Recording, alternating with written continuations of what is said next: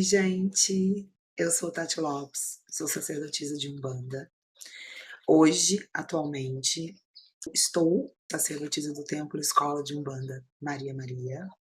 É um templo voltado, como o nome mesmo diz, para o conhecimento, para a informação, para o resgate desse conhecimento que há muito veio se perdendo na oralidade. E é um processo muito gostoso, porque eu aprendo muito, mas é um processo muito solitário, porque cada vez mais as informações que chegam, né, as atualizações que chegam, elas nos convidam a olhar para a espiritualidade, mas também para a religião de uma maneira mais aberta, mais ampla, se é que vocês me entendem.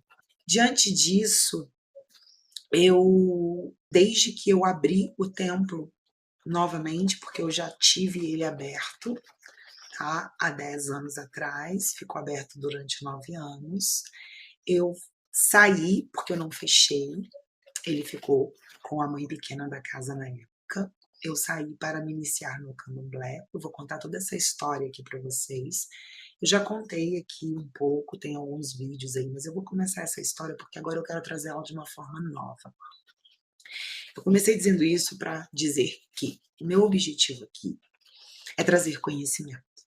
Então, a forma que eu encontrei de fazer isso é contando a minha história e, dentro dessa história, contando para vocês tudo que eu aprendi dentro da Umbanda até hoje, como eu dirijo o meu templo hoje, como é a minha visão da religião hoje, como eu fui aprendendo com a própria espiritualidade, com a própria vida mesmo.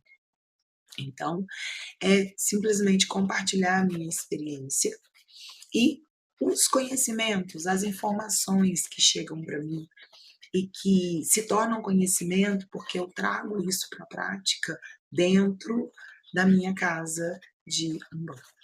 Eu começo na Umbanda, então, aos 19 anos, eu vou conhecer a Umbanda, eu entro de coração aberto, mas, obviamente, ali eu, Tati, não conhecia nada, e além de não conhecer nada, eu carrego comigo, né, um trauma muito profundo de rejeição, ao qual resulta essa carência muito grande de pertencimento.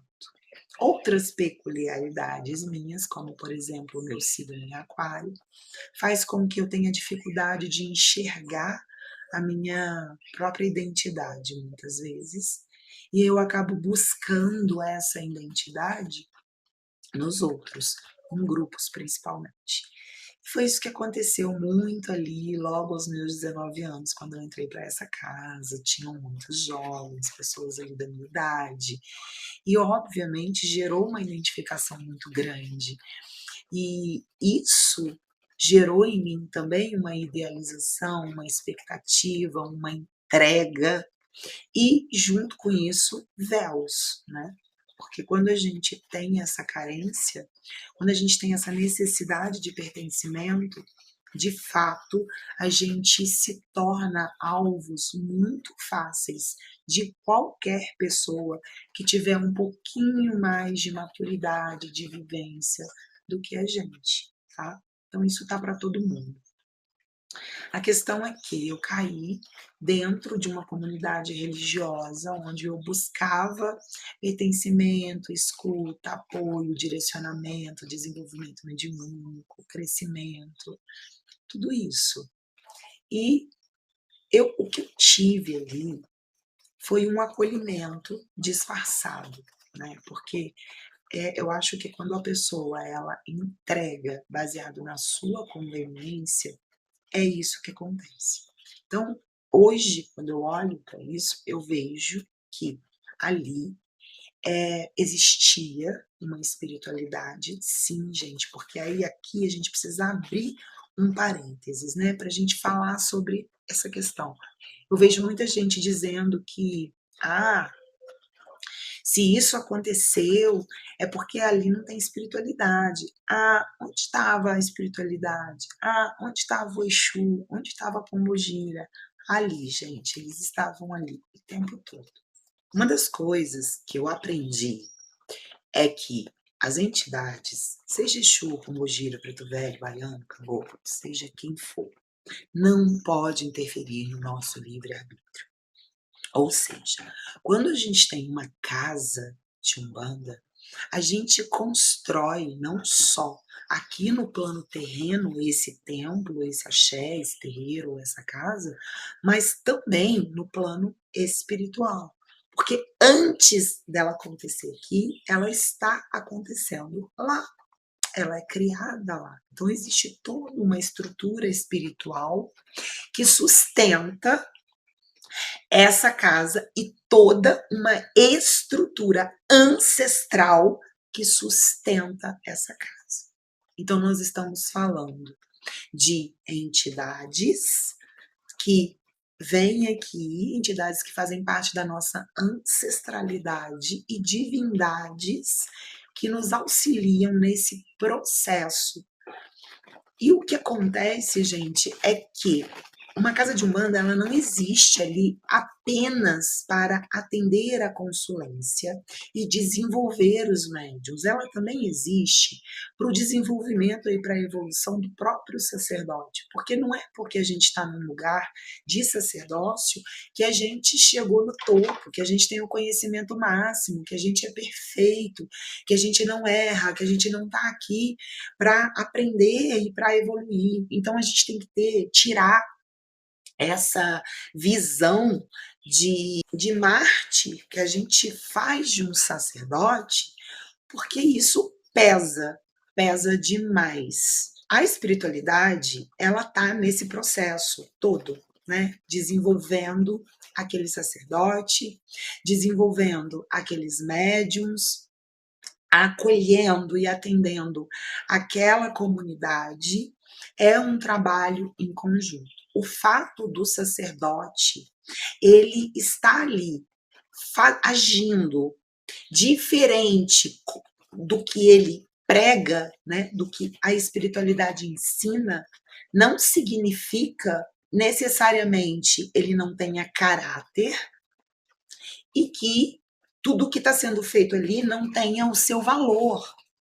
Porque a gente não pode esquecer da outra parte, nada é feito só de uma parte, ou seja, um templo ele não é feito e sustentado apenas pelo sacerdote, mas também pelos filhos, pelos médiums, pela assistência, é uma corrente, é um conjunto.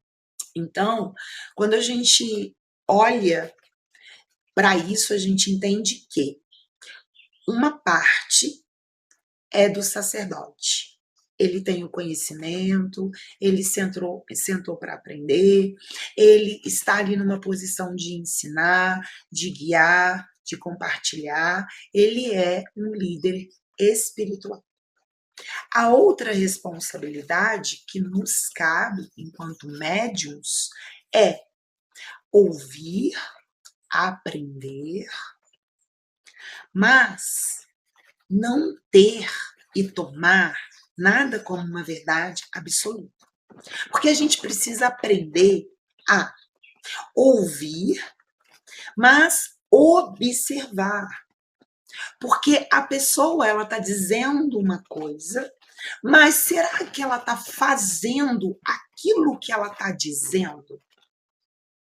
Porque se a pessoa ela não está fazendo aquilo que ela está dizendo, isso não está coerente. Então, é nossa responsabilidade olhar com mais cuidado para isso, olhar mais profundamente, buscar mais informações, fazer mais perguntas, se atentar mesmo, né? Mas, por conta do nosso lado humano, né, assim como do sacerdote também, a gente vibra numa falta, numa carência, e estes pontos de alerta acabam se perdendo, ou seja, o nosso recurso, as nossas ferramentas para que a gente não se deixe levar pelo trauma, pela dor e pelo processo de evolução do outro, a gente precisa ser responsável pelo nosso processo, o nosso próprio processo de evolução.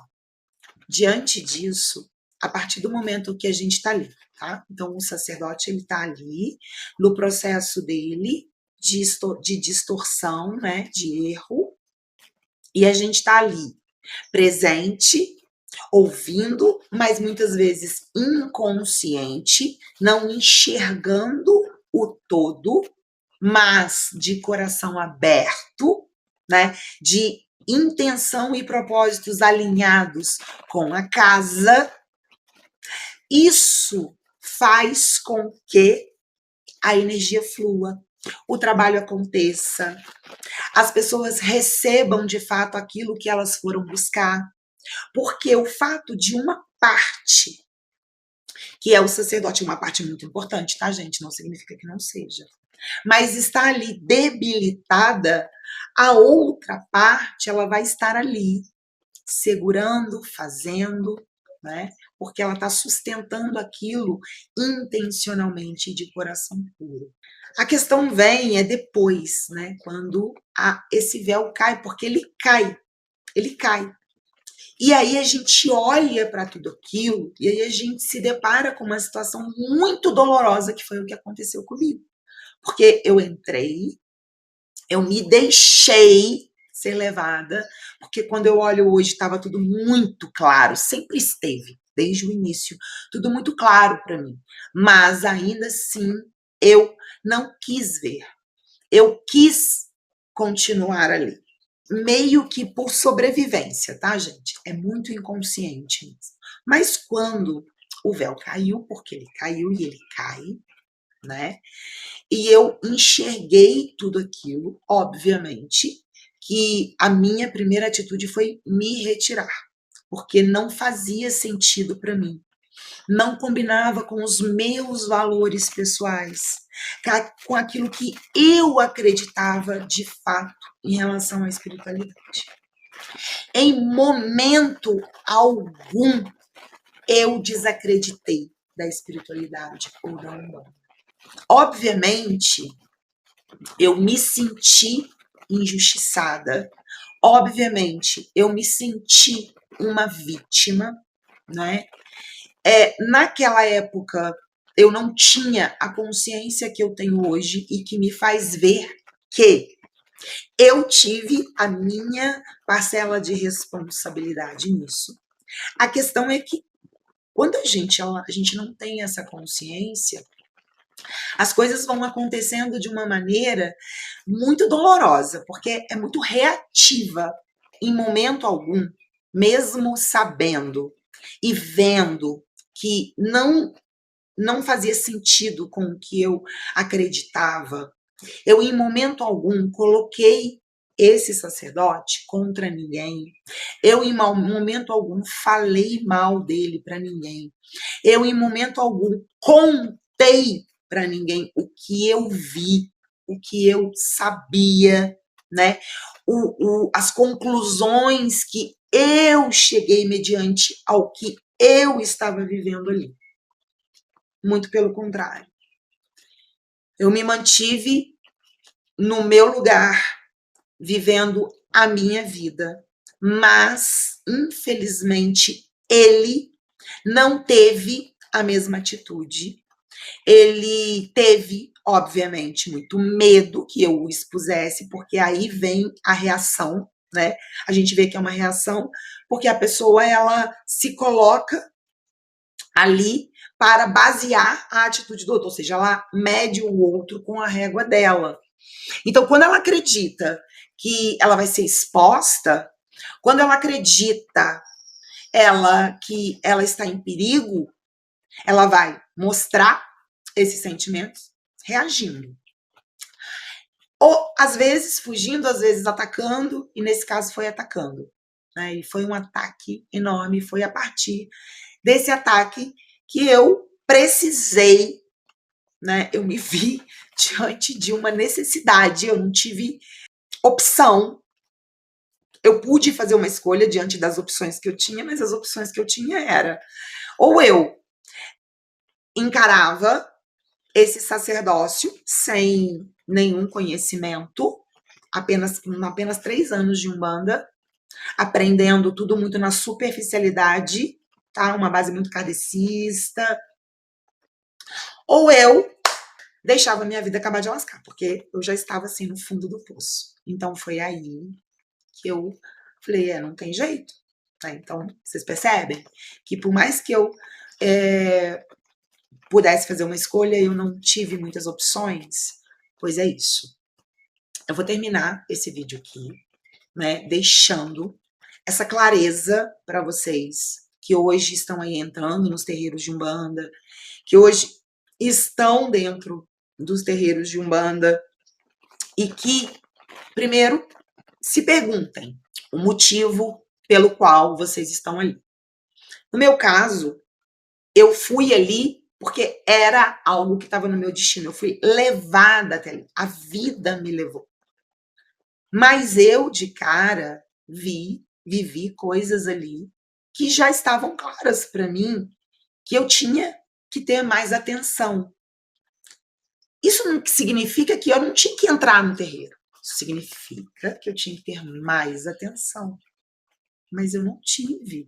Eu fechei os meus olhos e eu me entreguei, eu mergulhei, eu entreguei os meus poderes na mão de outra pessoa.